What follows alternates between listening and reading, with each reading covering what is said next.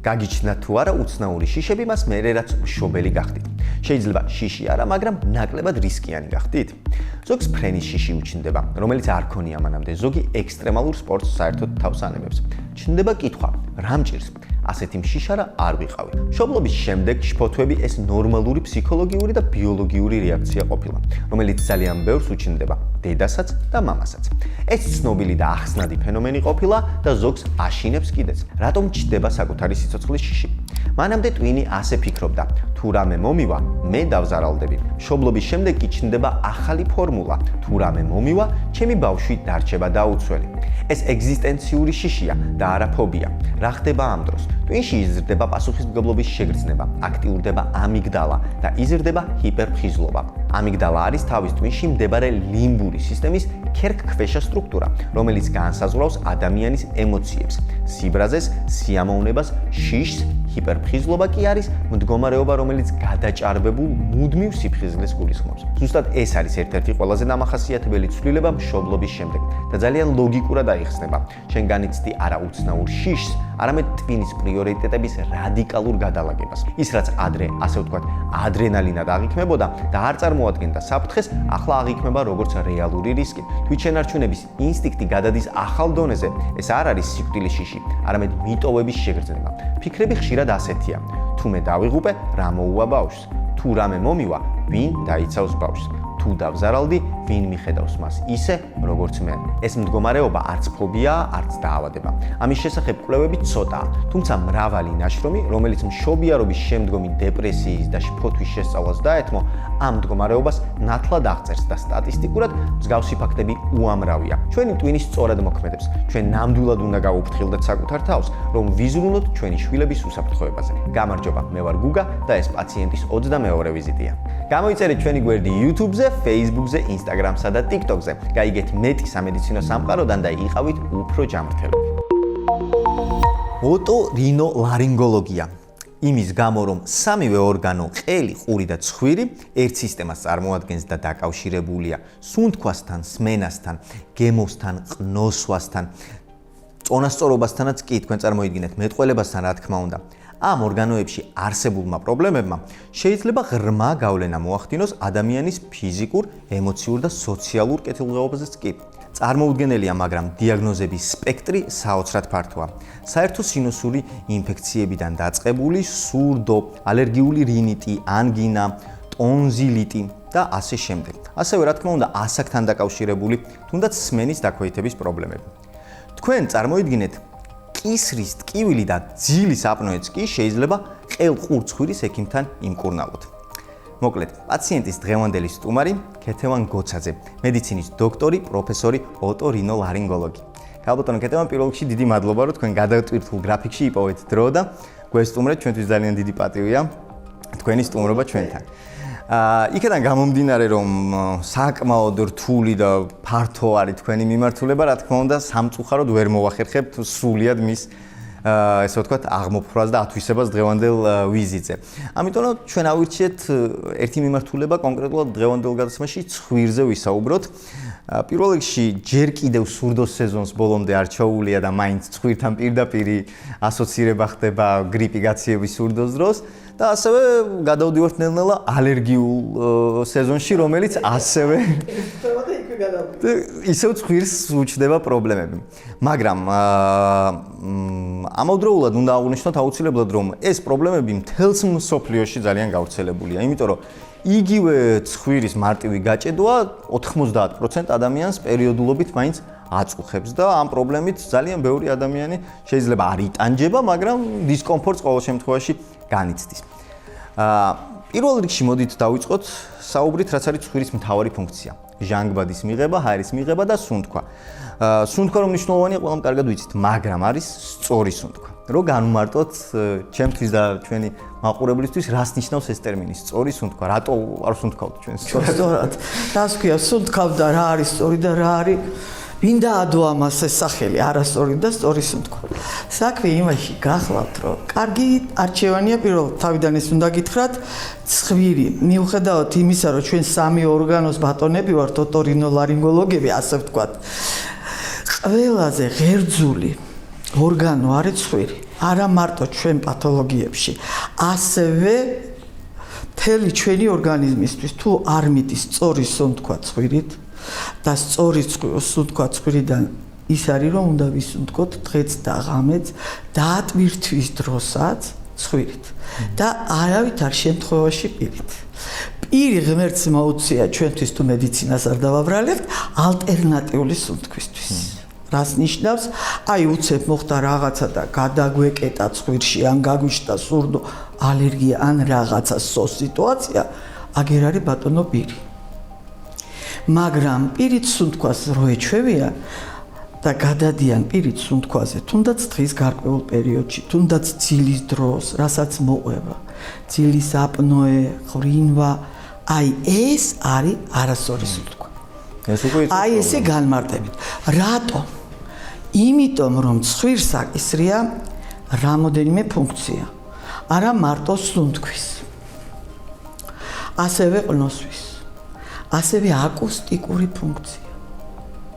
აკუსტიკური ფუნქცია ჩვენ რომ გაცივებული ვართ ან ვირუსით გაჭედილი გვაქვს ცხვირი შეგიმჩნევიათ მეგობრებისთვის, ოჯახის წევრებისთვის. ცხვირდაგუდული ხმა აქვს. ამას ვეძახით რომ ცხვირის მიერ მეტყველებას.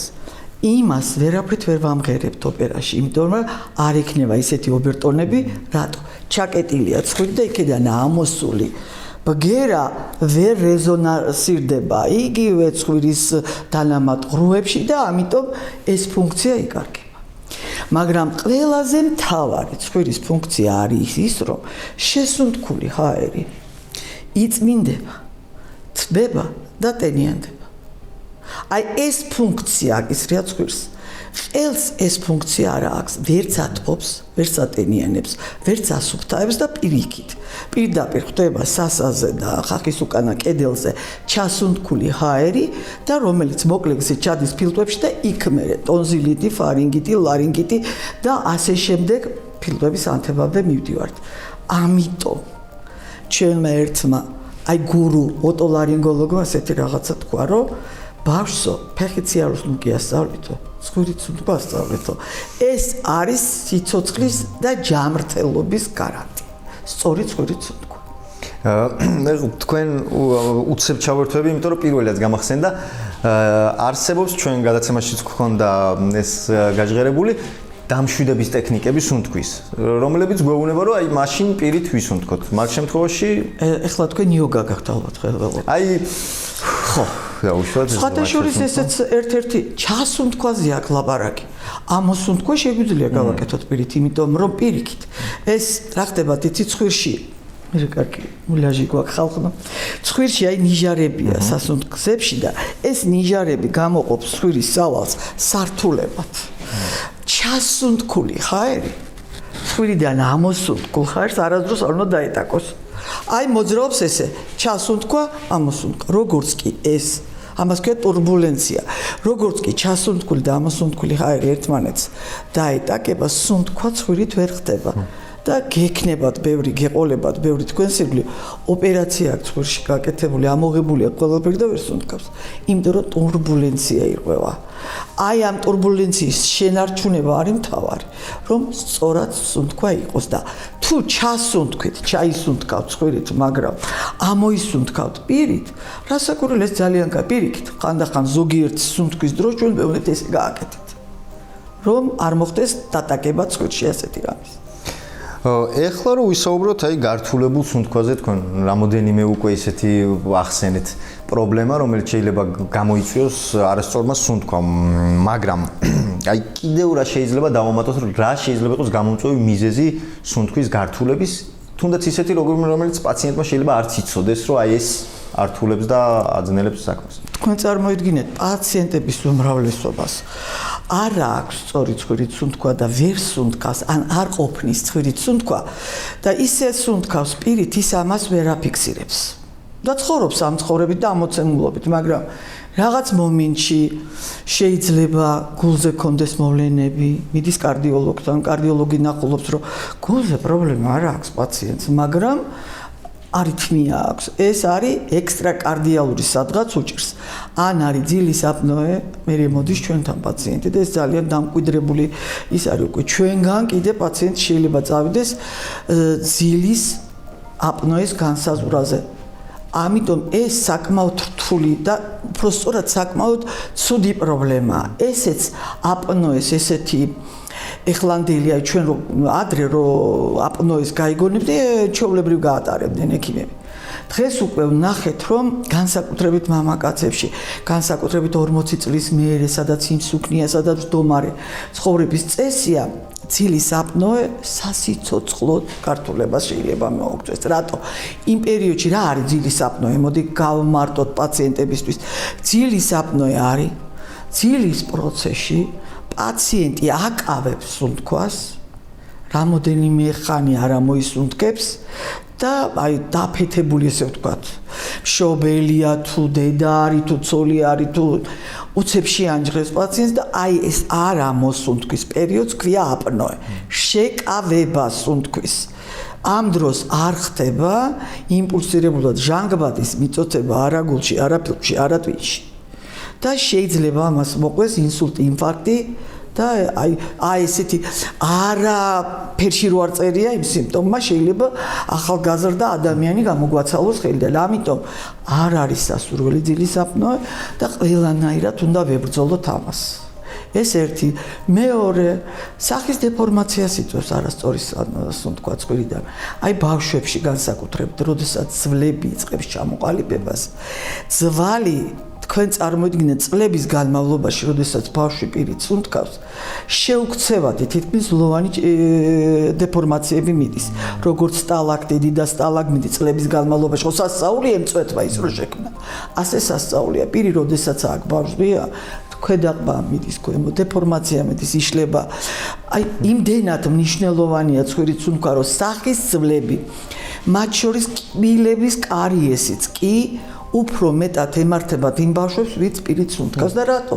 პირი შრება, გამომშრალი პირის კბილებზე ბაქტერიები უფრო იოლად მრავლდება პირის ღრუში, მშრალში და მერე უფრო ხშირი კარიესები გვაქვს, უფრო ხშირი ავადობა გვაქვს. ცხვირით არასწორ სუნთქვას და არასწორ ცხვირის მოწმენდასაც შეიძლება მოყვეს შუაყურის ანთება, სმენის დაკეითება, სმენის დაკარგვამდე. ასე რომ ცხვირი ძალიან ღერძული ორგანოა და უნდა გყავდეს მოწოდების სიმაღლეზე.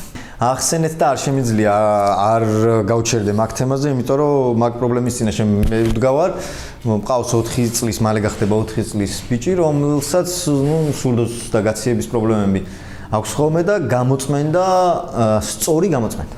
რა უნდა გავაკეთო? აი ახლა ძალიან დიდ პრობლემას მივადექით.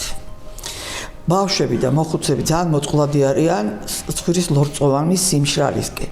მაგრამ თქვენ წარმოიდგინეთ, მე პრაქტიკოსი ექიმი ვარ და დღის განმავლობაში ჩემს კაბინეტში შემოსული პაციენტების 90%, კიდე ცოტას ვამბობ, არიან მშრალი ცხვირის მსხვერპლი. ანუ ელემენტარულზე მაქვს ლაპარაკი. ჩვენ ვცხოვრობთ თბილისში. თბილისი ჯერ ისი არის მშრალი კლიმატი, ხო?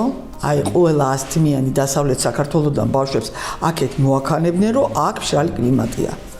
მაგრამ ზედმეტი არც სიმშრალე ვარგა, ზედმეტი არც ტენი ვარგა. ოქროს შუალედია ყველაზე კარგი და საით მიმყავს ლაპარაკი. ამ კარგმა ცხოვრებამ, რასაც ქვია გამათბობლის ჩართვა, მე ხშირად ვახსენებ ამას და შეიძლება ამ ტექნიკით ვინცაა დაკავებული ერთი ცუდი რაღაცა გამიკეთოს, მაგრამ ვიტყვი და უკეთეს იდეა შევთავაზებ. სადაც გამათბობელი მონტაჟდება, ხო ქართული სიტყვა, გამათბობელი მონტაჟდება ცენტრალურად, იქაც უნდა დამონტაჟდეს დამატენიანებელი ცენტრალურად. სხვანაირად ამ პრობლემას ვერ გადავჭრით და რატო? თბილისის მშრალი კლიმატი, ჩავრთეთ გამათბობელი. გამათბობელმა ის გააკეთა, რომ გამოაშრო კიდე ჰაერი, ტემპერატურა კარგი გვაქვს, თბილა, მაგრამ ცხვირით ვერ სუნთქავთ. დააკვირდით თქვენ, მას უყოლას გინდა ცხვირი წაიღოთ თითი და რაღაცა არის, რაც გიშლით. აი ეს ფუნქცია რაც ცხვირს აქვს, სისველე, ცხვირის სულ უნდა იყოს ველი. ჩვენ ვართმევთ ამას, კაი ცხოვრებისგან ვართმევთ, ცუდისგან კი არა. რა უნდა გავაკეთო? მშობლები მეუნებიან, დიდები მეუნებიან. ანუ მოდის პაციენტი და გეუბნება, რომ უკან რაღაცა გადამდის, არ გადამდის, უკან გადანადენი მაქვს, ვიხჩვები ღამე, ვიღვიძებ ღამე, ბავშვი არ მაწმენდინებს ცხვირს, არა და ხმაურიანად სუნთქავს. ეს ყველაფერი არის ჩვენს იგივე არსებული უტენო. ანუ დაუტენიანებელი ჰაერის ბრალი, ელემენტარული. მე ქალბატონო, მშობელი მეტყვის, მე ფანჯარას ვაღებ და ბავშვი ღია ფანჯარაში მყავს. თქვენ წარმოიდგინეთ, ეს არ არის გამოსავალი. ფანჯარას რო გააღებ და კარებს, ტემპერატურა შეცვლი ოთახში. ტენიანობა არ იცვლება. ვინაც ფიზიკა იცის, ამაში დამეთანხმება. მე ბავშვს ოთახში მაქვს დამატენიანებელი. ის ოთახი 20 კვადრატულზე მეც ვერცეთი დამატენიანებელი ვერ ატენიანებს და იმ ოთახში ხომ არ არის სულ თქვენი ბავშვი. ბაღშია, სკოლაში. არა მარტო ბავშვი. მე ვამბობ, ახლა ამას ემატება კიდე ვისაც ცხოველები ყავს, კიდე სხვა პრობლემაა, ვინც ხატავს, იქო, ვინც ხელოსანია, სხვა გამონაბოლქვთან აქვს, ვინც ინტელექტუალურ შრომით არის დაკავებული და ზის კომპიუტერთან და აი ამ ჰაერს ისუნთქავს. გამოშვება ლორწოვანი, თითი, კიდეც რო შეიყო ცველი, უნდა იყოს ცხვირი. ამ შემთხვევაში სისველეზე არ არის ლაპარაკი, ქერქებია, რომელსაც ვერ აშორებ. მოაშორებ იმას მოყვება სისხლის დენა, მაგრამ ამით მაინც დაცული არ ხარ. ანუ რომ შემოიტანეს ჩვენ ბაზარზე ერთი 20-25 წლის წინ შემოიტანეს პირველად ზღვის მარილი. აი, რაღაც მარილები პირველი იყო აკვამარისი, მაპატიოს უყვალა. რომ შემოიტანეს ეს და ჩემთან მოვიდა ახლა წარმომადგენელი და უნდა ჩვენო ესეო შემოვიტანეთო, ნახევრა ბედნიერები ვართ, რომ ჩვენ პირველი ვართ. გავჩշტერდი. მეთქი როგორ კაცო? ჩვენ ცხვირს ეს ფუნქცია თვითონ აქვს. ანუ ის თვითონ გამოყოფს წყალს დღის განმავლობაში ლიტრანახევრი და ლიტრამდე. მაგრამ ჩვენ ისეთი ძლიერი აორთქლება გვიწევს ვარ ყოფნის ჩვენი მიღებული წყალი. და მე თვითონ ვარ ახლა იმის მომხრე, რომ ჩვენ ცხვირი არა მარტო უნდა შევივსოთ წყალი და ყლუპყლუპობით დავლიოთ. ზალპით არა, ყლუპყლუპობით. ასევე ზემოდანაც უნდა ვატენიანოთ და ვზეთოთ. აი ეს არის აპნოეს პირველი და ხმაურიანი სუნთქვის პირველი მიზეზი ბავშვებში. არ გაწმენდინებს ცხვირს, იმიტომ არ გაწმენდინებს, რომ ეს ქერქები მიკრულია, ტკივა იმას ეს. მაგრამ გზნობ რო იქ რაღაცაა, ხო? ამიტომ ვატენიანებ. დღეში რამდენჯერმე ვზეთავთ, არის სპეციალური ცხვირის დასაზეთი, თუ მომცემთ უფლებას ნიზიტა ქვია ასეთ მალამოებს ბავშვებში. ბოროტო ასე ვთქვათ, ავთენტურად არის შექმნილი ცხვირისთვის. სხვა კრემებიც არის, მაგრამ ცხვირისთვის მხოლოდ ეს ერთი კრემია ჩვენ ბაზარზე. აი ეს ნიზიტას რო ამოვსმევთ, ამ ბავშვს თქვენც არ უნდა შეეხოთ. თავი აქვს ესე და შეტუმბავ და ორივე ნესტოს კარგად დაზეთავთ. აი ესეთი მოძრაობით ბავშვს ვარედგინოთ. სულ რაღაც 20 წუთში ეს თქვენი ქერქები დარბილდება და უკვე აი რა არის სწორი მოწმა და ანუ ორივე ნესტო ერთად არა. ცალ-ცალკე თვითონ ბავშვი გამოიღებს იმას და მე თვითონ მოვა და გეტყვის დამიტენიანე, იმიტომ რომ ეს აუნჯობესებს სუნთქვას, როგორც კი ჩვენ ამას არ გავაკეთებთ, ბავშვი გადადის პირღია სუნთქვაზე. მე რა ხდება?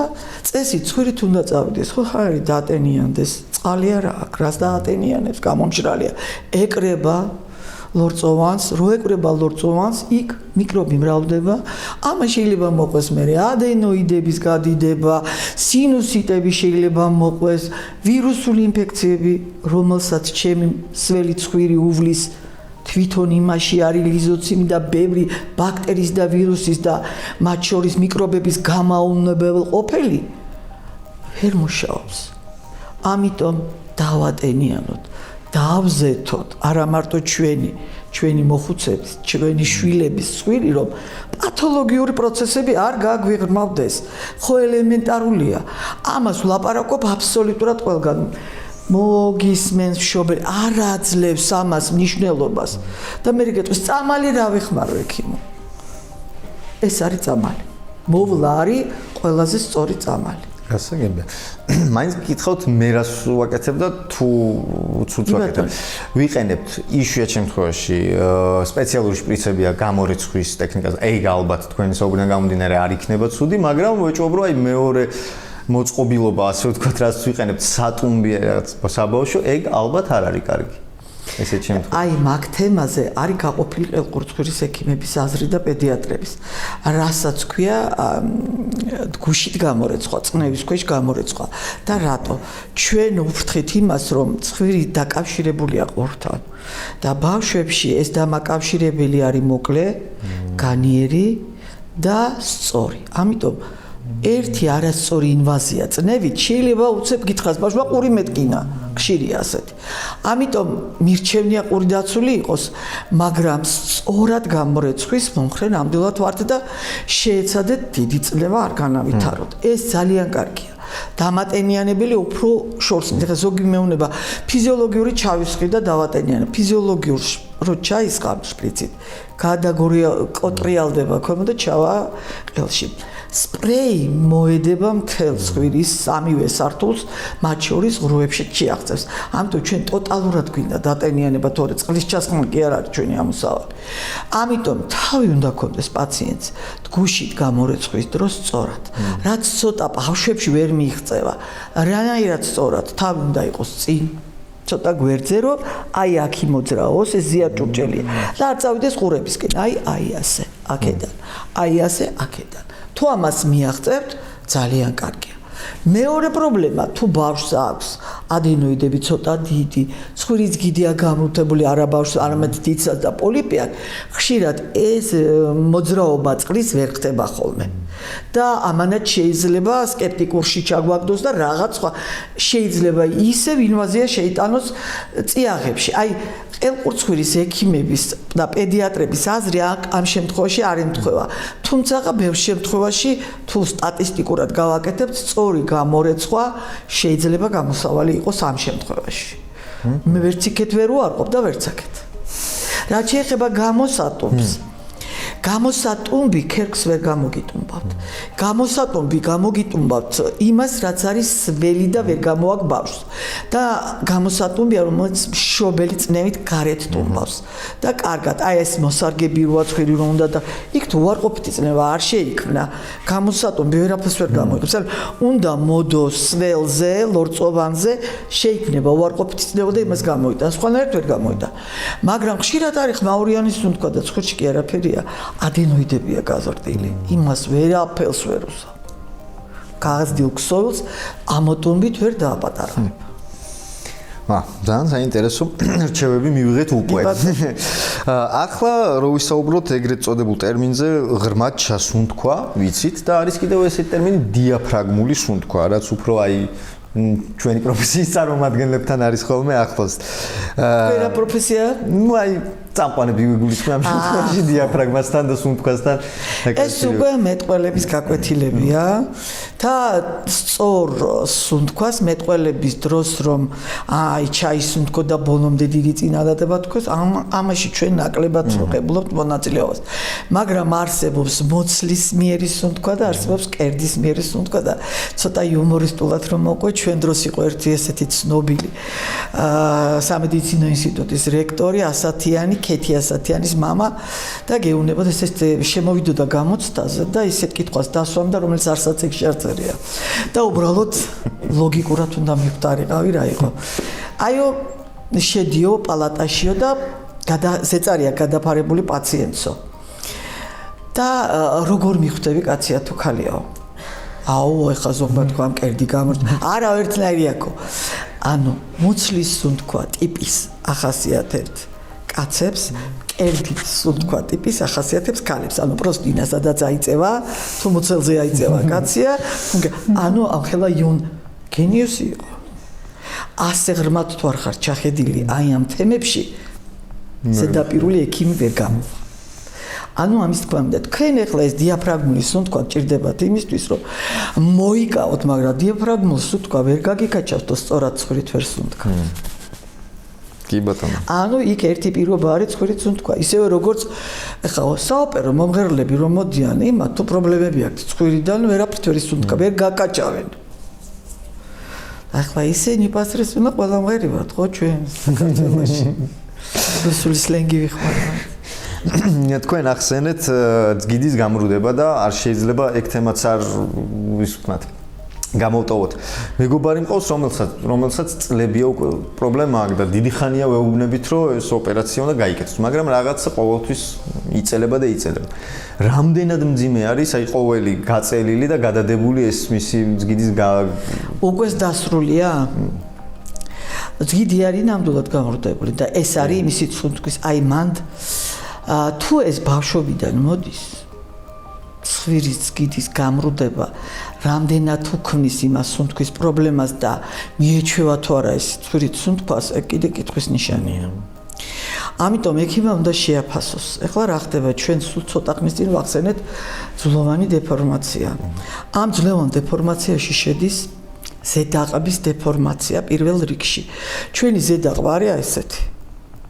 როდესაც პირიდან წარმოიდგინეთ, როდესაც სუნთქავთ სულ პირით, აი ამას ეცემა დიდი წნევით ნაკადი ჰაერის და აი ეს სასა, ეგრეთ წოდებული, აი ასეთი ხდება თაღოვანი. ეს შეჭრილია ცხვირში და ცხვირის სასუნთქ ზედაპირს აპატარავებს. თუ ასეთი პრობლემა აქვს თქვენ მეგობარს, რაც არ უნდა კიდე გავასწოროთ. შედეგს ვერ დავდეთ. რა უნდა გავაკეთოთ? სასა უნდა დავშალოთ. ხედავთ რამდენი ესე არ არის მოვედი გამრუდებული მაქვს ცხვირი გამისწორი და კარგად ვიქნები. არ არის ესე. საქმე იმაშია რომ ძალიან ბევრი გამრუდებული ცხვირი კარგად სუნთქავს. სულ არ არის აუცილებელი სწორი ლარი ხაზივით იყოს კიდე ეგეც მინახია და ოპერაციების სწორია მიყვალ გეუბნება ოპერატორი აი აბსოლუტურად ლარშია სწორია და პაციენტს კი არ აინტერესებს რომ იყოს სწორი. პაციენტს უნდა ფუნქციურად იყოს სწორი სუნთქვა. მე იმას რომ იყვება ნიჟარების, ლორწოვანის და აი აქაც კარგავთ რაღაცებს. ამიტომ სწორად დასმული დიაგნოზი. თუ მარტო ცხვირის მძგიდის ხარჯზე მოდის გამრუდება, კი ბატონო, გავასწოროთ. თუ ფუნქცია შენახული გვაქვს და ცხვირი გამრუდებულია მძგიდით, იყოს გამრუდებული, რა პრობლემაა? ფუნქცია უნდა იყოს. იგივე ახლა მე გადავწვდები ძალიან ბევრ პლასტიკური ჩარევები კეთდება, რინოპლასტიკა, სეპტოპლასტიკა ქვია მძგიდის გასწორებას. რინოპლასტიკა არის სილამაზეზე აწყობილი ცხვირის თუ იქ ფუნქცია დაკარგა პლასტიკურმა ექიმმა, წყალშია ჩაყრილი ეს თქვენ სილამაზე, იმიტომ რომ სულ ცოტა ხან ეს ლამაზი ცხვირიანი ქალია თუ მამაკაცი მოდის და იხჩობა, ლაპარაკობს და გრძნობს რომ არ ყოფნის ცხვირის სუნთქვა. ესე იგი დარღვეულია ფუნქცია ცხვირის და მე მირჩენია ქართველი იყოს კეხიანი, ოღონ კარგად სუნთქავდეს, იმიტომ რომ რა მოყვება ამას, იგივე აპნოე. თქვენ მეგობარზე მაქვს, თუ კი ის ღამე ცილის აპნოეშია, რაც შეიძლება დროზე უნდა გაიკეთოს, მოიძებნოს ყოველ შემთხვევაში მიზე. ეხლა თქვენ წარმოიდგინეთ, აპნოე არის პერიფერიული და ცენტრალური. აქ შეიძლება ვერაფერი ვერ ვნახოთ და ძილის კვლევის დროს აღმოჩნდება, რომ ეს აპნოე არის ცენტრალური. იქ საერთოდ არ უნდა არაფერს ჩვენთან შეხება. იქ არის უკვე ნევროლოგიის თემა. ანუ ამას შეიძლება გიდეც კონდეს გამრუდებული, მაგრამ სუნთქავდეს და აპნოეს აპარატმა გვიჩვენოს, რომ ეს არის ცენტრალური. მაშინ გიდეს რატო ეხებთ? ნუ საკმაოდ კომპლექსური საკითხია. კი, არ არის ასე იული გამრუდებული, მივედი გავისწორე და სუნთქავ. ეხლა გადავიდეთ ნელ-ნელა უფრო ესე ვთქვათ გავრცელებულ თემებზე და ბოლო წლებში ძალიან ბევრგან გამიგია და ბევრისგან გამიგია, რომ სურდო გაციება, რაც ჩვენ ვიცოდით, ეს არ არსებობს. მცნება ყველაფერი არის ვირუსი. და ყველაფერი არის გამოწვეული ვირუსით. და ეს ალბათ უფრო ახლოს არის რეალობასთან. მოდით, რაღაც ამ ბოლო დროს შემოვიდა რაღაცები ისეთი, რომ სიტყვების თამაშია, აზრი ერთი და იგივეა, მაგრამ რაღაც ამ სიტყვების თამაში რეკლამირებული ხდება ექიმი. რო აიცით რა? გაცივება ხელშემწყობი პირობაა. მე მგონია ესეთი მაგალითად ბავშვებს მივცეთ ნაყინი არ იწვევს ანგინას. იქ დაბუდებული მიკრობი შეიძლება სიცივეში ამოძრავდეს, თორე ნაყინი არ არის მიკრობული. ასევე ვირუსი ახლა დღეს სადაც არ უნდა წახვიდე პირველი რომ მოსურდო და მე მეორე რა მნიშვნელობა რქას დავარქმევთ. ვირუსი და სურდო ერთი და იგივე სიმპტომებითა და მკურნალობა არც ვირუსი უნდა და არც სურდოს. ესეთი ფრინავი ფრაზა იყო ჩვენ დროს სურდოს უმკურნალებო 7 დღეში მორჩებაო და არ უმკურნალებდა ერთ კვირაშიო ხვალმა. ანუ ესეა და სურდო რა არის წყალი გამონადენი, რომელიც წარმოიქმნება იმიტომ, რომ ჩვენ რაც შევისუნთქეთ ან გადავციდით, გამოაგდოს ის ჩვენმა ცხვირმა. ეს დაცვითი ფუნქციაა. სურდო, ცემინება, მათ შორის ტემპერატურის მომატებაც. ეს აბსოლუტურად დაცვითი ფუნქცია და ისეთი წამალი მომეცი, რომ წყალივით არ გამოვიდეს, რატო არ უნდა გამოვიდეს, წამოიღოს. პირიქით. კი ბატონო, მაგრამ ახლა შეიძლება ამ წამოღებას, შეშუპებას მოყვეს ღრუებში დახშობა და ვირუსული ინფექციები. მოდი დავარქვათ ვირუსული ყველა გაციებას, არაფერს საწინააღმდეგო ამაში არ არის და ამით არაფერს არ ვკარგავთ. მაგრამ აი, როდესაც ვირუსული ინფექცია 5-7 დღის მერე არ წავა და უკვე მაინც დავიკვტკივა, სურდო გრძელდება, უკვე შეცვლილი სახეთი, ყვითელი მომწვანო, ყველა ყვითელი გამონადენი არ ნიშნავს ჭირქოვან გამონადენს. ეს არის სულ სხვა რაღაცა. ერთხელ დღეში ორჯერ ჩამოხვენა, მოყვითალო, მომწვანო, ეს არის სიმშრალის ბრალი და მიწეპებული ჩამოგაქ. ოღონ არა ხმელ მდგომარეობაში, არამედ ცოტა უფრო რბილ მდგომარეობაში. მაგრამ თუ სისტემატურად გიკავია ცხვირსახოცი და იწმენდა, ან არის ალერგია, ესეთი ჭარბი გამონადენი, ან არის გართულებული ვირუსული ან რინო ინფექცია, გართულებული სინუსიტი. სინუსიტი არის ცხვრის დანამატი ღრუები, ესენი არიან აქ ჩვენს სახის ძვლებში მოთავსებული, ძალიან ჭკვიანი ორგანოები და დაცვითი ფუნქცია აქვს ძირითადად, რომ დაიცვას ჩვენი შიგნით, აი სახეზე რამდენი ძირითადი სისწარღვები, ნერვები რა არ გადის. აი ამას იცავს დარტყმისგან. ანუ აქ რო დავარტყათ ახლა ჩვენ თავი, ჯერ ჰაეროვანი ღრუდა ხდება, გადატყდება სტალღა დაცემის ან აფეთქების ამ ღრუში და ტვინამდე აი აქაც არის ესა არ მივა იმხელა ძალა ტალღის. ანუ ამას ყველაფერს დამცავი ფუნქცია. გარდა ამისა, მე რო შევისუნთქე ჰაერი და გითხარით რომ ეს ჩემი შესუნთქული ჰაერი ფილტვებში მიეწოდება გამთბარე, იცით რამდენ ხანში თბება? წამის მემილიონეთში. და როგორ? შეისუნთქეთ. აი გაივლის ყველაფერს. და იქ ხდება ამ შეუძლებელია ის გათბეს, ხა ასე შეუძლებელია გათბეს, ხო? და ამის გარდა მას აქვს რეზონანსური აკუსტიკური ფუნქცია და ვისაც კარგად აქვს ეს დრენირება გამოხატული და ეს აკუსტიკა მღერის კარგად, მარტო მღერავიოგების ბრალი არ არის. ბავშვობიდან შეგიძლიათ ნახოთ ანალიზით კაი მომღერალი გამოვა თუ არა? კი ბატონო, შეიძლება სხვადასხვა საარტიკულაციო აპარატიც აქვს განსხვავებული. ერთ-ერთი არ დამარცხება ოპერის მომღერალი ხარ დავასახელებ. აი საოცრება დავინახე. იქ ამოვა ხმა რა. არ ჭირდება ვარჯი. ბუნებით აქ. ჩვენ ვიწვალებთ და იმას არ ჭირდება წვალება. ბოლო წლებში კიდევ აი ბევრისგან და მეც მომსვლია აი სურდო გაგრძელებულა, არ გართულებულა, არ გამძიმებულა, მაგრამ ერთ კვირაში არ მორჩენილა. ყოფილა 3 კვირა, თვე, ну აი უფრო შემთხვევაში ეს არის გარდამტეხ სეზონებში. შემოდგომა. ეთქვევა ეთყობა მე აი ხა ჩვენ ამ წუთში პირველად თქვენ რომ დაიწყეთ თემა, თქვით რომ ეხლაო სურდოს და ვირუსების პერიოდიაო, მაგრამ აი ხლა მთავრდება, იქვე იწყება და უკვე არის ზედებული. პაციენტები უკვე რომ მოდიან, ვეკითხები ალერგიული ხარ კი, უკვე გძნელი გასარჩევი, ეს ალერგია დაიწყო. იმიტომ რომ წინსწრებით მოდის. და საერთოდ ალერგიას უნდა წინსწრებით უმკურნალო, რომ არ განვითარდეს ის სიმპტომატიკა, რომელიც მე შეიძლება მოყოს ალერგიას, ხო? ამიტომ სურდო შეიძლება გახანგრძლივდეს რაღაც მიზეზების გამო. თავარი არ გადაიზარდოს სინუსიტში. თქვენ წარმოიდგინეთ, სინუსიტს ხანდახან სულ არ ჭირდება მედიკამენტოზური მკურნალობა. თვითნებურათაც გადის, ის სწორი ქცევებით იგივე. აი რითი რომ აი მოულითავს და არ გადაცივდები მართლაც კი და რაღაცა სასწაულს არ დაეშვები მთიდან, როდესაც გაქვს სურდო. ის ცივი როგორ ტყავს სახეში, სახიძვლები გტკივა და იქ მე შეიძლება რაღაც პროცესები თავისებურად ინიცირდეს და კიდე მეორე ის არის როგორი იმუნური სისტემა გაქვს თქვენი მომენტში. აი შეიძლება გაგიხანგრძლივდეს იმ შემთხვევაში თუ ან მორეციდივე სურდოები და ზედა სასუნთქი გზების ანტებები, ეხლა ყველა ამაზე ვლაპარაკობ დ-ვიტამინზე. დ-ვიტამინის ნაკლოვანებას ახლავს თან. ასევე ახლავს ქრონიკული კერების არსებობა თუ ორგანიზმში, იგივე ბილების ფესვები, იგივე ტონზილიტი ქრონიკული ვისაც აქვს, ვერ სუნთქავს ხვრით კარგად, აი იმათ უხანგრძლივდება სურდოები. საინტერესო. მაგრამ საგანგაშო არ არის.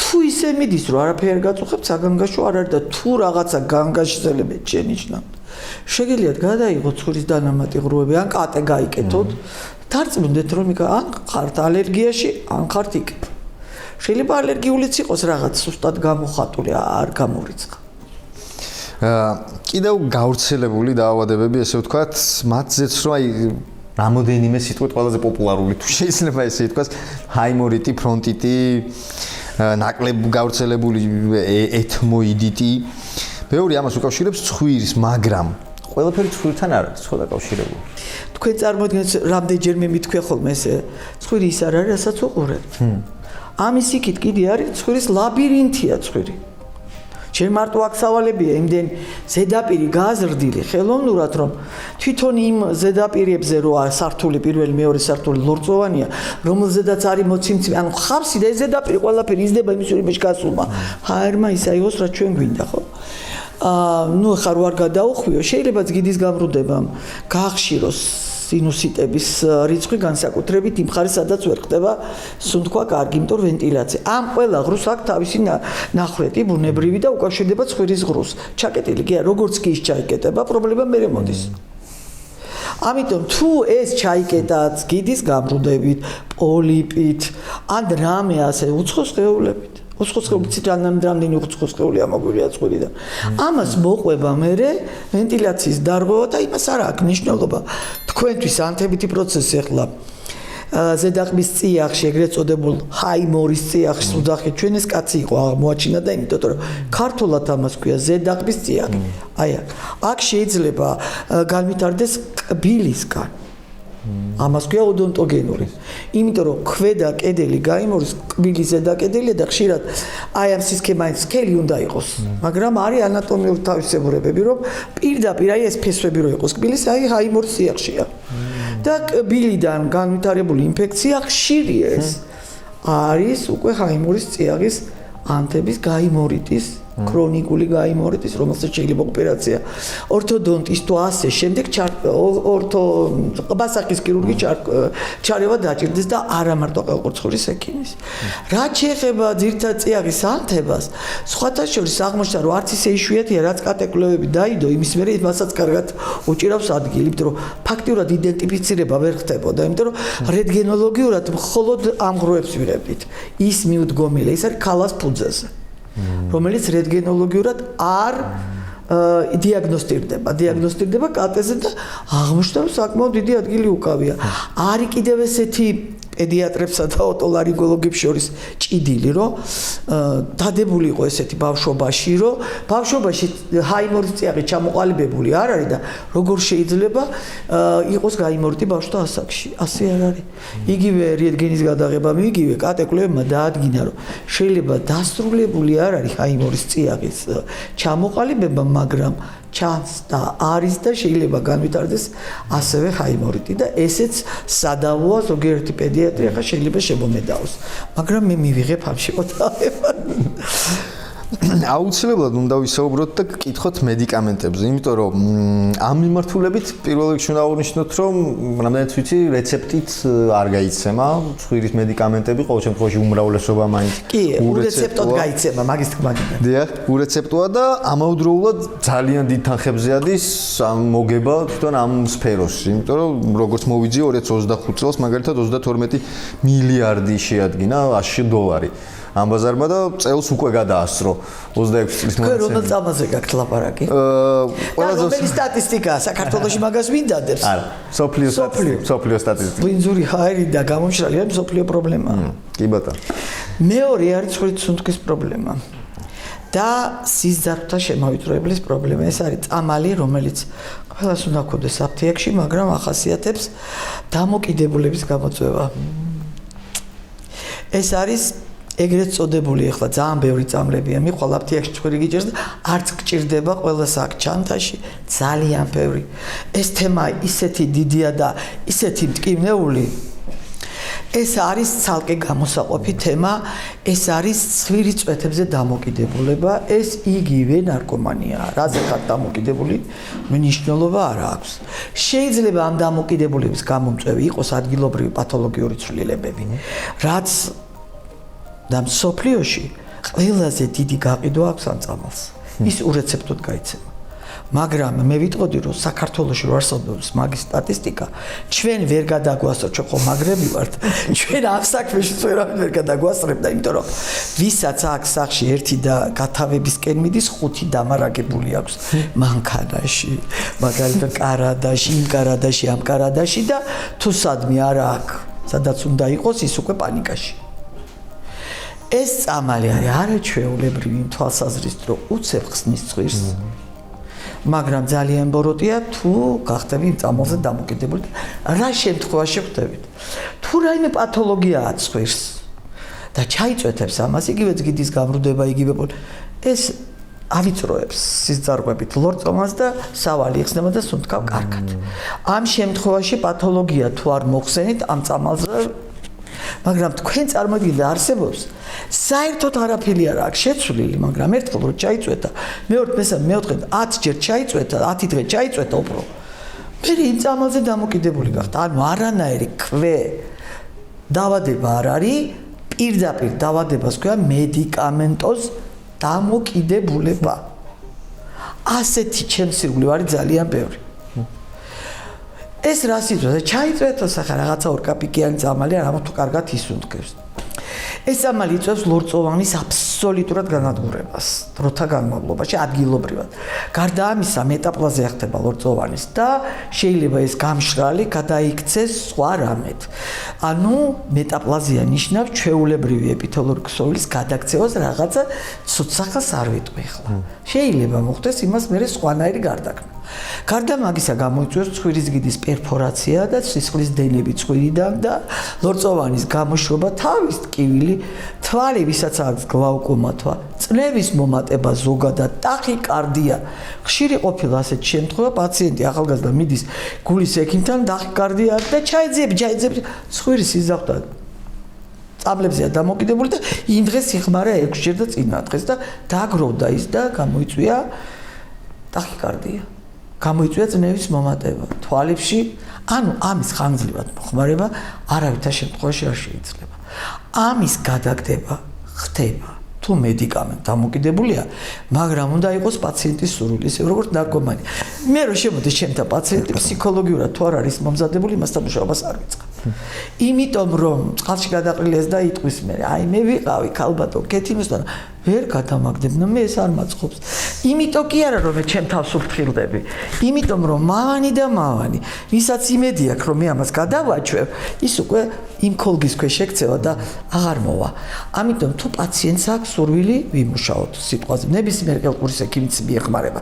მე არ ვთქვი რომ მე ვარ ახლა აქ ამომავალი ვარსკვლავი, მაგრამ საქმე იმაშია რომ უნდა გამოყვეს და რატოა ეს დამოკიდებულება იოლად რო აუხსნა.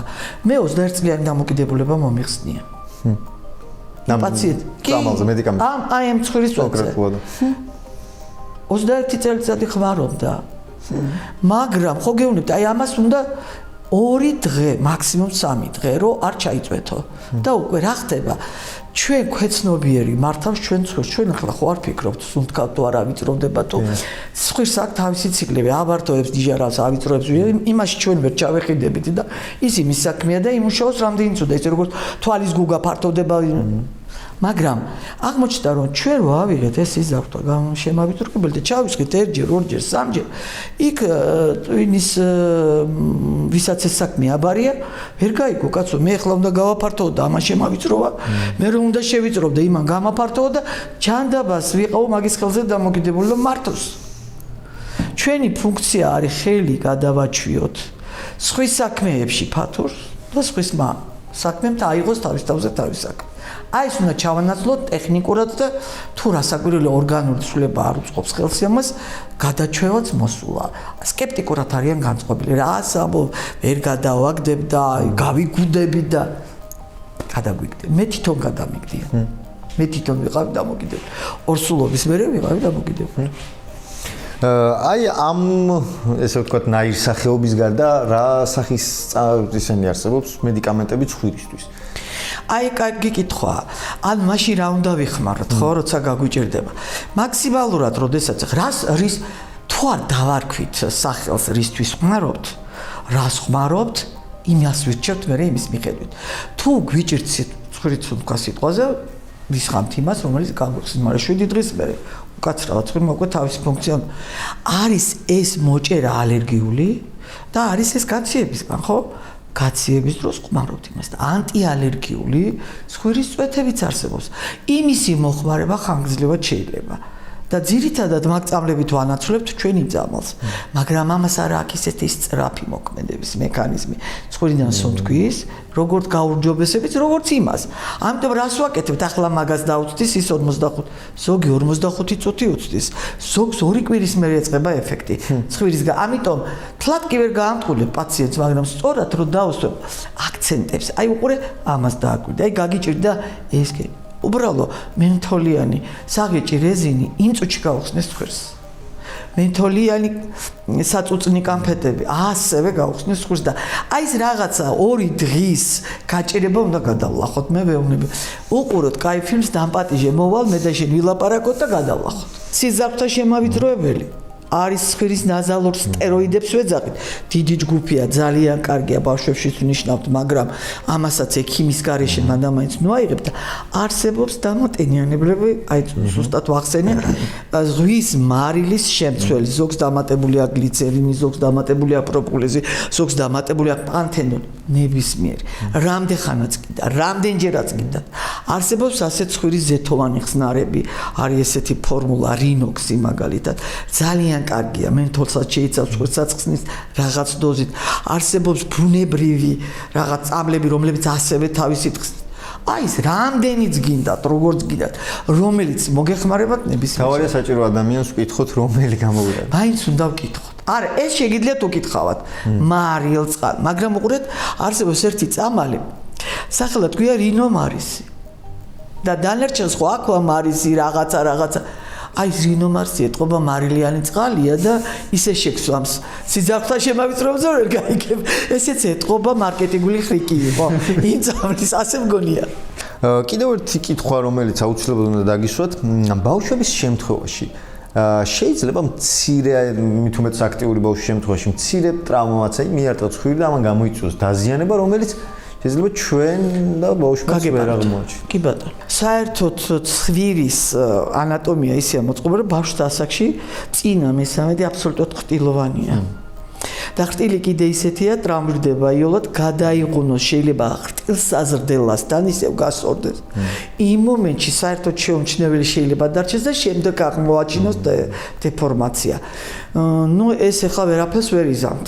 ვერც ექიმი ვერაფერს ვერ იზამს, მაგრამ არის ხშირად თვალხილული დეფორმაცია ბავშვებში იშვიათად, მაგრამ დიდებში ტრავმიდან 24 საათის განმავლობაში შეიძლება ჩასწორება გააკეთოთ. და არ დაგჭირდეთ მერეც გიდის ოპერაცია. ყველაზე მთავარი მაგ შემთხვევაში განსაკუთრებით ბავშვებში 3 წლამდე 4 წლამდე არის ცხვირის ტრამვაზე საშიში მომენტი რო არ გამოგეპაროთ, ეს არის ცხვირის გიდის ჰემატომა.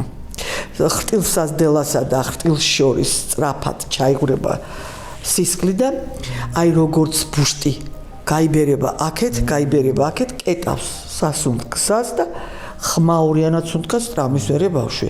ხშირად არის რომ ემთხვევა სურდოს. აი ეს არ მიაკუჩეჩოთ. ყოველთვის ეს თუ ჰემატომა ან უნდა გამოუშვათ, ან უნდა გამწოვებით ვიმოქმედოთ და ჩაიჩუტოს ესა, ან ის დაჩირკდება და მერე განვითარდება კიდე უფრო სერიოზული გართულება, თუ ეს არ დააკვირვებთ, შეიძლება მერე მენინგიტისგანაც დავიდეთ. ამიტომ ბავშვების ტრავმას განსაკუთრებით ჩახედეთ იმ წუთში, თუ იქ შეხედე რომ ბავშვი იმ წუთში მიხვდებით რომ ვეღარ სუნთქავს ისე როგორც სუნთქავდა. აღებს პირს ჯობია ექიმა გითხრას რომ აქ არ არის ჰემატომა, წადით სახში და არაუშავს, ვიდრე იყოთ მშვიდად და კანკალებდეთ აი მე ჰემატომა ხარ გამომეპარეს. კიდევ ერთი კითხვა რომელიც მაქვს, ინჰალაცია რომელიც პირდაპირ ცხვირში კეთდება. ეგეთი? იცით რა არის? ადრე რუსული სკოლის წარმომადგენელი ვარ მე და კიდეც ვამაყობ და ამაში მე ცუც ვერაფერს ვერ ამხავ, იმიტომ რუსული მედიცინა ძალიან აკადემიურია. თუმცა რაღაცა იქეთაც არის კაი და რაღაცა აქეთაც არის კარგი, მაგრამ მე ყველაზე მეტად რაც მომწონს რუსულში, ეს არის მკურნალობა ადამიანის, ანუ პაციენტის და არა დაავადების. ცოტა განვითარებულმა ცივილიზირებულ ევროპეიზაციამ და ამერიკიზაციამ ის მოგცა რომ ძირითადი პროტოკოლები შემოვიდა და არის ის რომ ძირითადად არის კურნალობიობა დაავადების. ხედავთ რისი თქმა მინდა. იმიტომ რომ ეხლა კი შემოვიდა ჩვენ და ინდივიდუალური მედიცინა, პერსონალიზირებული მედიცინა. ეს რას ნიშნავს, რომ შეიძლება გრიპი ჩემთან სხვანაირად წავიდეთ, თქვენთან სხვანაირად. ამიტომ პერსონალიზაციასაც აქვს მნიშვნელობა. რაც შეეხება ახლა აი ამ ინგალიაციებს, რუსული სკოლის დროს ცხელი ინგალიაციები, კარტოფილის ინგალიაციები ძალიან მოწოდებული იყო და მე მყავდა მამა ოტოლარინგოლოგი და ხშირად მქონდა ხოლმე რინიტები და ჩემი თავი მეზეზღებოდა რომ ჩამოყოფიებდნენ ამ დუღარე არაფერს არ შვება, წავს მხოლოდ ლორწოვანს. ასე გითხრეს ამერიკელებმა და ევროპელებმა. ამიტომ ცხვირში მუშაობის გამო მე ფაქტიურად ინგალიაციას არ ვნიშნავ, თუ არ არის ინგალიცია დამატენიანებელი ცხვირის ლორწოვანის. ამას უნიშნავ იმ ხალხს, ვინც ლექციას კითხულობს, ვისაც აქვს იმის დეფიციტი, რომ ცხვირით უნდა ისუნთქოს, დღეში 3-ჯერ 4-ჯერ ფიზიოლოგიური ხსნარის ინგალიაციას უნიშნავს. რაც შეეხება სტეროიდებით ინგალიცია, ჩვენ შემთხვევაში მხოლოდ ლარინგიტებზე მუშაობს. არც ტონზილიტებზე, არც ფარინგიტებზე, არც რინიტებზე ინგალიცია არ მუშაობს. წერენ პედიატრები, მაგრამ შეიძლება ასე ვფიქრობ, იმიტომ წერენ, რომ ფიქრობ, რომ ლარინგიტს კურნალობენ. ასე ვფიქრობ. მინდა ასე დავიჯერო. იმიტომ რომ აი ზედა სასუგებზე ინგალიცია ცივი არაფერს დატენიანების მეც არ აკეთებს. მაგრამ ეხლა შემოვიდა სხვათა შორის ჰიპერტონული ხსნარით დატენიანება. ეს კარგია რომ აი დრენირება თითქოს ცოტა აი ამის მომხრე კი ვარ, რომ აი ჰიპერტონული აი რა არის ჰიპერტონული ოსმოსური წნევით ხდება, იქ დაბალია მარილოვანი ხსნარი, აქეთ მეტია და გამოდევნის. და კი ბატონო. ცხელი არ გვიდა. კი ბატონო. მოდით ახლა ალერგიასთანაც მივიდეთ. კიდევ ერთი საინტერესო რამ, რაც ალერგიასთან დაკავშირებით თბილის რაც ეხება პირდაპირ, ეს არის ბუსუსები, რომლებიც ჩვენთან მით უმეტეს ძალიან ბევრია და ზოგჯერ ბევრს ეშლება ალერგია უბრალოდ ცხვირის გაღიზიანებაში. აი ახლა ესეთი შეკითხვა არა მარტო თბილისში, საქართველოში ყველგან არის ეს ჭადარი. მაგრამ სიმღერას თუ დაუჯერებთ რომ ღეროდა როცა ჩაქრება ჭადრებშიო, მაინც ფილოსოფია ახასიათებელი. არა მარტო ჭადარი, ბევრი რაღაცა ყვავის გაზაფხულზე, რომელმაც შეიძლება მოგვწეს ალერგიული რეაქცია. თითქმის ყველა პაციენტმა იცის. იმიტომ რომ ის ბუსუს თუ წვიმიანი ამინდები დაემთხვა, ალერგიული შეტევები გადაინაცვლებს ხოლმე და ხო ვიცახით გაზაფხულზე შარშანი იყო თუ შარშანწინ, იმდენად წვიმიანი გაზაფხული იყო, შარშანი იყო, მე მგონი რომ ალერგიული სეზონი დადგა ივნისში, როცა უნდა წასული იყო. ანუ ის წვიმით ძიმდება და მიწაზე დადის და არ არის გარემოში და რო გატყვა აი და აცოცხლდნენ ეს ბუსუსები, მაშინ გამოვლინდა. ფაქტიურად ეს იმართება ალერგოლოგებით მიერ ვაკეთებთ ანალიზს არის ასეთი საერთო იმუნოგლობულინი, ისაზღვრება პაციენტი რამდენად არის ალერგიული და რამდენად ალერგიული რეაქციის გამომხატველია.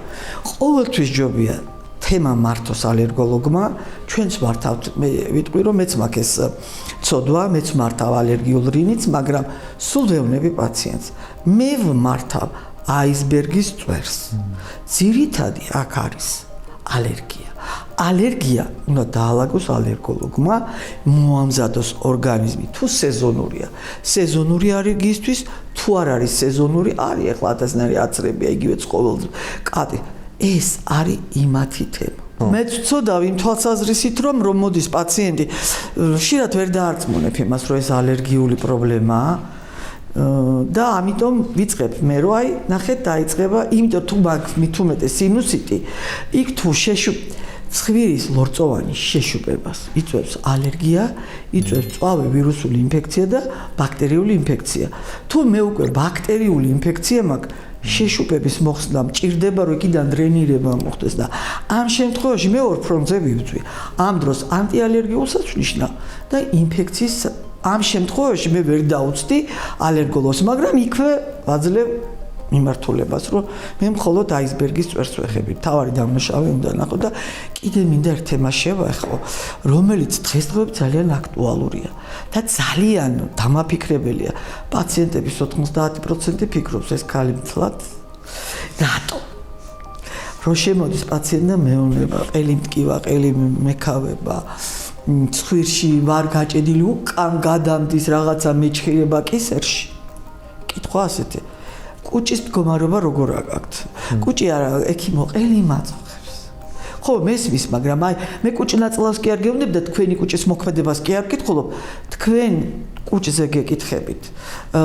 გაწუხებთ კუჭი? არა, კუჭი არ მაწუხებს. გაქვთ გულწმარვა, ბოყინი. ნუ ის 1000-ში ერთხელ ეს აწუხებს არის. 1000-ში ერთხელ არ არის ის რო ამოდის და ამოდის და საკვების მიღებასთან ერთად არის და თქვენ წარმოიდგინეთ რა გინდება ახლა. ხშირი რინიტები, ხშირი ყურის ანთებებიც კი. ყურის ქავილი დაწყებული, ყელის ქავილი, ცხვირში ლორწოს დიდი რაოდენობით და ყელში ლორწოს დიდი რაოდენობით არსებობა არის მიზეზი კუჭის და არის არასწორი კუჭის სფინკტერის დაკეტვის. და ეს საქართველოში მაცხოვრებელ კაცებს, რომლებიც ლიტრობით ღვინოს სვამენ, ქალებს, რომლებიც წიწაკა, ნიგოზი, ბავშვი წარმოიდგინეთ თქვენ რასთან მაქვს საქმე? ნახევარი სიმშრალის მსხვერპლია, ნახევარი კუჭნაწლავის. რა ხდება ამ დროს? ხდება ამოწყორცნა, კუჭის მჟავიანობა ისეთი მაღალია, რომ ჩვენ რო ჭამთ ხორცს, ორ წუთში წითელ ხორცს ხდება ნაცრისფერი, აი ამ ფერი ხდება. ის უკვე მონელების პროცესში და წარმოიდგინეთ თქვენ ის კუჭის მჟავიანობა. აქ რო ამოვა, სადაც არ ელოდება ჩვენი საყლაპავი და ყელი, რომ იქ მჟავე უნდა ამოვიდეს და მით უმეტეს მომნელებელი, რას აკეთებს ყელში? წვავს. ქრონიკულად წვავს. აქვს რა ექიმო შემოვლილი მაქვს ყველა ექიმი. ყელში მაქვს საშინელი მდგომარეობა. მტკივა ყელი, ყველა მეუნება რომ აქ არაფერი არ არის და რა ვქნა. აი გადმონადენი მაქვს ცხვირიდან ვერ მომისპეს. ეს მჟავიანობა რო ამოდის, ჩვენი ორგანიზმი ცდილობს განეიტრალოს ის და გამოყოფს ლორწოს. ესეც შეიძლება იყოს ჭარბი ცხვირიდან გამონადენის მიზეზი და ყველაზე მთავარი აი ახლა up to date-ები ასეთი მედიცინაში ეს ყველა ექიმაჩის განახლებული მასალები, რომელიც იდება, გვეუბნებიან, რომ ბავშვებში ხშირი სინუსიტები შეიძლება რეფლუქსის ბრალი იყოს. აი, სად ის, სად ეს. ხო? აი, წარმოიდგინეთ რა ხდება. ხანდახან ვფიქრობ, ჩემი პროფესია საერთოდ აღარ იქნება საჭირო. იმდენად გასტროენტეროლოგიური პრობლემები აჭარბებს ჩვენ სფეროში. ყურის ქავილი პაციენტი მოდის და აი სად არ ვიყავი რა არ გამომიწერეს მეუნებიან არაფერი არ გაქვს გააღებინე პირზე ენა ნადებიანი ყელში ხდება სასწაული ყელი ეკავება და ყელის ქავილი გადაცემს ყურს და იქავებს ყურს რეფლექსურად აი ესეთი ნიუანსებია თქვენ ახსენეთ ერთ მომენტში როდესაც საუბრობთ ცხვირის გამოშვებაზე, რომ ცხოველების სახლში ცხვირთან მიმართებაში შეიძლება რაღაც გამოწვევი იყოს. რისი? იმიტომ რომ მე მყავს. რა გყავთ? ძაღლი. ხო, აი მაინც აქ მტვერზე გადავდივართ და მაინც მივდივართ ალერგოზე. ალერგიაც რაღაც დოზით სიმშრალის ეს არის გამოწვევი და ამიტომ უფრო ცხოველების აი ესეც ამიტომ მაინც უნდა დაისუფთავო და დაიტენიან, კიდაც ის ჩაირეცხოთ, რაც არის. აი ეს აუცილებელია რა. მოკლედ ჩვენ ცხვირი ვეღარ ასრულებს იმ ფუნქციას, რაც ადამ და ევას ჰქონდა და მიხმარება ჭირდება. აი ეგ არის და კიდევ ერთი ბოლოსკენ გავიდეთ თქვენ ნელ-ნელა და საინტერესო თემა, რომელიც ასევე ბოლო წლებში გახდა უფრო ესე ვთქვათ პოპულარული, კოვიდის მერე მით უმეტეს ყნოსვის დაკარგვა და ყნოსვის პრობლემები, რომელიც კოვიდის მერე ძალიან ბევრს აღმოაჩნდა და გაუგრძელდა. აი ესეც საკმაოდ გაუგრძელდა კი არა და დარჩა. დარჩა. გაუგრძელდა, როცა რაღაც პერიოდში მაინც აღდგება. ყურეთ, ნერვული დაავადება, ყნოსვის დაკარგვა. ნერვთან არის ასოცირებული. ისე როგორც სმენის დაკარგვა და ისე როგორც გრძნობებს ნებისმიერი ნერვული ქსოვილის დაზიანება არის თითქმის შეუცვლელი. თუ ის გაგრძელდა დროს და სივრცეში. ჩვენ და სამწუხაროდ არსებობს ნეიროტოქსიური ვირუსები, რომლებიც პირდაპირ მიიჭრებიან და სმენის ნერვზე მოქმედებენ. მაგალითად, ბაყურას მერე არ ქონიათ ვინმეს რომ სმენა ცალყურზე გაუქრა? ანუ ნეიროტოქსიური ვირუსია. ჩუტყვავილას მერე ასევე ნერვზე მოქმედებს. ანუ ეს არის ვირუსი, რომელიც აფუჭებს ნერვს. შეხედავ ყურს არის როგორც გაფუჭებული მაცივარი ანტურაჟს ვერ დაუწულებ მაგრამ ფრეონი არ არის ვერ მუშაობს ფუნქციას ვერ ასრულებს აი ესია ნერვი თუ ის დაზიანდა ისე რომ შეუქცევადი გახდა იმას ვეღარაფერი ვერ აღადგენს და ამაში განსაკუთრებით ყოჩაღი გამოდგა კოვიდის ვირუსი მათ შორის გრიპის ვირუსაც აქვს მაგრამ იქ პროცენტულად ბევრი უბრალოდ კოვიდის ვირუსის დროს პროცენტულად შექცევადი ან უკან დაბრუნებადი იყო და მაგრამ არის რაღაც პროცენტული მე ვერ მოგიტანთ სტატისტიკას იმიტომ რომ ჩვენ და სამწუხაროდ არ არის ხოლმე მაგით არც ვიყავი მაგისთვის მომზადებულ თორე შეიძლება მომეძებნა რომ ნეიროტოქსიურობით გრიპის ვირუსი კოვიდს რამდენად ჭარბობს და უკან შექცევით. გრიპის დროს თუ დაზიანდა შეიძლება უკან არ შეიქცეს. თქვა სიტყვაზე ვამბობ. ამიტომ ეს არის ნერვული ქსოვილის თავისებურება და თქვენ წარმოიდგინეთ ამას ჩვენ კი არა ნევროლოგები მკურნალობით. აი მოგეუბნებით. კუჭ-ნაწლავი, რა ვთქვი ახლა კიდე ნევროლოგია შემოვისახეთ. ქირურგიული ჩარევამ შეიძლება გამოიწვიოს ყნოსვის დაქვეითება ან დაკარგვა.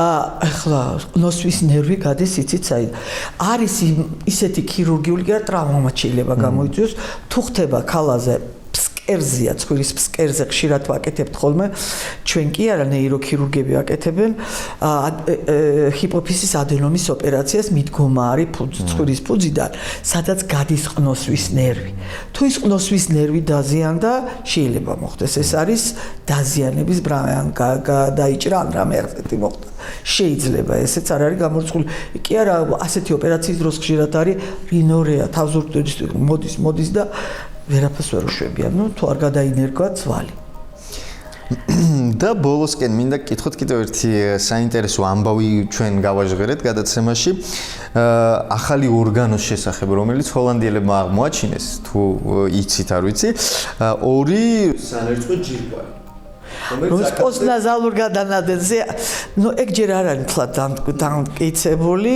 იმიტომ რომ იცით რა არის ეს პოსტნაზალური გადანადენი მე სხვანაირად მაქვს აღქმული და ყველა მეთანხმება საბოლოოდ აი ეს რეფლუქსი პოსტნაზალურ გადანადენის გამომწვევია დაზიანება ქალას ფუძის ოპერაციული და შეიძლება ტრამბულიც იყოს რომელსაც ასევე მოსდევს პოსტნაზალური გადანადენი ალერგია ქრონიკული რინოსინუსიტები, ну თუ მაგასაც დაუმატებთ, არ ვიქნებით ეს რა ქვია და იგივე გამომშრალი ჰაერი. უკან ჩვეულებრივი მე ძალიან ხშირად მინახია, ამას ჯერ ჰიპოთეზას ვერ დავარქვი, მაგრამ ეს არის შეიძლება ითქვას ჩემი ჰიპოთეზა, კარგი ასე დავარქვით. ჩვენ რომ სინჯავმე პაციენტს და ვათვალიერებ ყელს, ჩამოეწვეთება ხოლმე ცრემლივით ხახის უკანა კედელზე. ეს არის ჩვეულებრივი ცრემლის მაგვარი, ცხვირის ნაჟური, ის ირეცხებად გოხოგით ხარ და აორთქლებს წყალს. ასევე ცრემლის ბანს ამას უჩვენოთ და გადადის ისე რომ ჩვენ ამას ვერ გვგრძნობთ. მაგრამ ჩვენ ხო წყალს არ ვაძლევთ და ამ გამომშრალ ჰაერს უნდა და ასე შემდეგ და ასე შემდეგ. ეს ჩვენი ცრემლოვანი უკან გადანადენი ხდება კისელით. და ის უკვე ისე არ მისრიალებს, ის უკვე მიკრულია და უკან გადაგვაქვს. ესეც არის. ანუ უყურეთ, მე კიდე ერთ დავიბრალებ, დავამკვიდრე ამ ოტოლარინგოლოგში, ჩვენთაგან მსოფლიოში ვიტყვი ამას. ცხვირის მოვლის რუტინა. დავარქვათ ამას ეს. ხო არსებობს სახის მოვლის რუტინა, ქალებმა ვიცით, აკრილის მოვლის და ასე შემდეგ. ყველა მოვლას ქვია რუტინა რა, ჩვენი ჰიგიენაც რუტინა არ არის, რუტინა. ცხვირის მოვლის რუტინაში უკვე შედის ცხვირის დატენიანება, დაზეთვა და მოკლედ რო თქვა. თუ არ გინდათ რომ უკანა გადანადენმა შეგაწუხოთ, დაიტენიანეთ და დაიზეთეთ ცხვირი. თუ გინდათ რომ ცხვირით კარგად ისუნთქოთ, დაიტენიანეთ, დაიზეთეთ ცხვირი, არა მარტო თქვენ ბავშვებად და ასე შემდეგ. ძალიან ბევრი დაავადება გამოწვეული არის ამით. ხშირი გაციება იგივე და კუჭს მოვარეთ, მით უმეტეს საქართველოში. როგორ მოვარო? ამას გასტროენტეროლოგები გასწავლენ. მაგაზე კი ვისაუბრეთ საკმაოდ ბევრი. ხო, მაგრამ როგორ უნდა მოვარო? არ უნდა ამოვიდეს. ეხლა სხვათა შორის არის ასეთი დიაფრაგმულ თიაქრებზე ოპერაციას აკეთებენ, მაგრამ რაღაცა ვერ მოიდგა ფეხი და მე ვიტყვი რომ სანამ პატარა ეს თიაქარი. მანამ უნდა გააკეთდეს რომ ეს თუ გაღრმავდა მე უკვე რეციდივი იცის იმა. და ძალიან ესეთი თემაა მინდა გითხრათ და გადავიჯერთ ეხლა გასტროენტეროლოგიაში. ბოლოსკენ ტრადიციულ კითხვებს დაგისვევთ, რომელსაც ყველა ჩვენს ვიზიტორს სტუმარს ვეკითხებ. პირველი არის ესეთი, რატომ გადაწყვიტეთ ექიმო?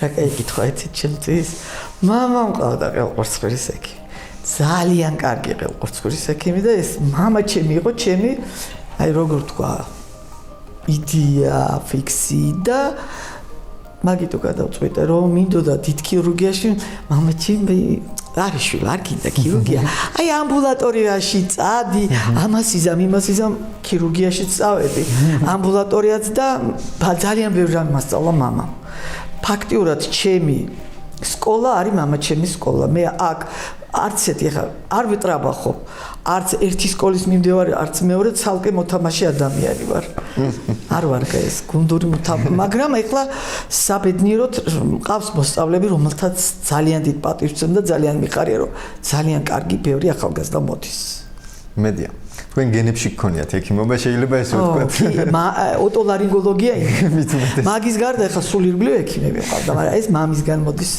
და ამიტომ ავირჩიე ეს დარგი თორე ახლა ესეთი დარგია ხო უფრო პედიატრია გინეკოლოგიაში ხო ჩვენ დროში ძალიან ეს იყო უფრო ტრენდული და ბოლო კითხვა როგორი პაციენტი ბრძანდებით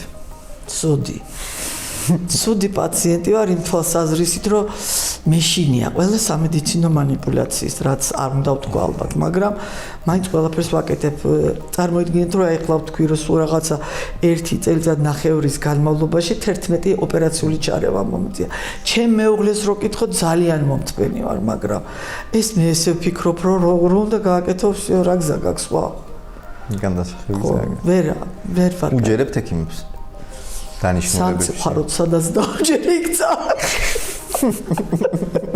ძალიან ცუდს ვამბობ შეიძლება ექიმებიც ჩემთან დაკომპლექსებული არიან რომ მე ვარ ექიმი მე რო ექიმი არ ყოფილიყავი შეიძლება ეს სტაჟის გზა არ გამევლო კიდევ ერთხელ უგრუნეს მადლობა სტუმრობისთვის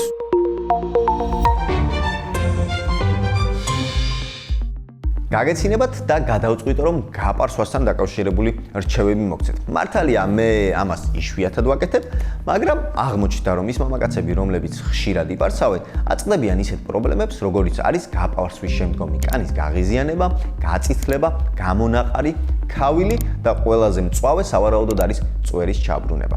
ამ ყველაფერმა შეიძლება გამოიწვიოს ნერვების აშლა, ხასიათის გაფუჭება, მთელი დღის ჩაშხამება და უფრო რთული სიტუაციებიც კი. არის 5 ძირითადი მიზეზი, რამაც შეიძლება წვერის ფსევდოფოლიკულიტი გამოიწვიოს.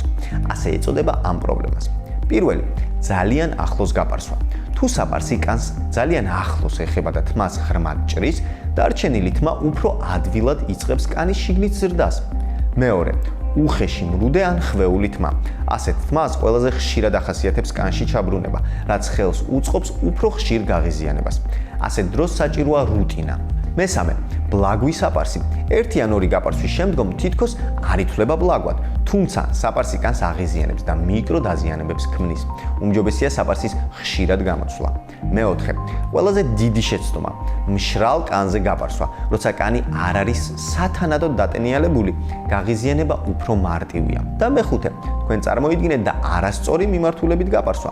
შეცვალეთ მიმართულება და დააკვირდით შედეგს. ფსევდოფოლიკულიტის ყველაზე შემაწუხებელი სიმპტომები კი წითელი პაპულებია, რასაც ჩვენ უბრალოდ მუწუკებს ვეძახით ხშირ შემთხვევაში. ამას ასევე შეიძლება მოყვეს ქავილი, წვა, კივნეული პატარა გამონაყარი, ზოგჯერ მუქი ლაქებიც კი. ორგანიზმი ამ სიმპტომებს უცხო სხეულებად აღიქვავს და იწყება ანთება. რა არის სწორი გაპარსვის ძირითადი წესები? გაპარსვამდე კანი და წვერი კარგად დაარბილეთ თბილი წყლით. უმჯობესია გაპარსვის ქაფი იხმარო. გამოიყენე მკვეთრი და სუფთა საპარსი. გაიპარსე თმის ზრდის მიმართულებით. გაპარსვის შემდგომ გამოიყენე დამამშვიდებელი, დამატენიანებელი საშუალება. საბედნიეროდ დღეს მამაკაცის სახის მოულის საშუალებების დიდი არჩევანია. შეიძლება თვალის შრატი, ნიღაბი და სხვა ფუფუნების საქმეები არ გამოვიყენოთ, მაგრამ საპარსი ქაფი, დასაბანი გელი და დამატენიანებელი აუცილებლად გამოიყენეთ. მარტივი ქმედება საგრძნობლად დაეხმარება თქვენს კანს ცხიმოვანი ჯირკვლებისა და სიმკვრივის შენარჩუნებაში. არ შეგექმნებათ პრობლემები და მუდმივად ფორმაში იქნებით. შემდეგ ვიდეოში კი წვერის სწორ მოვლაზე ვისაუბრებთ. ეს ჩემგან ბევრად ლოგიკური იქნება.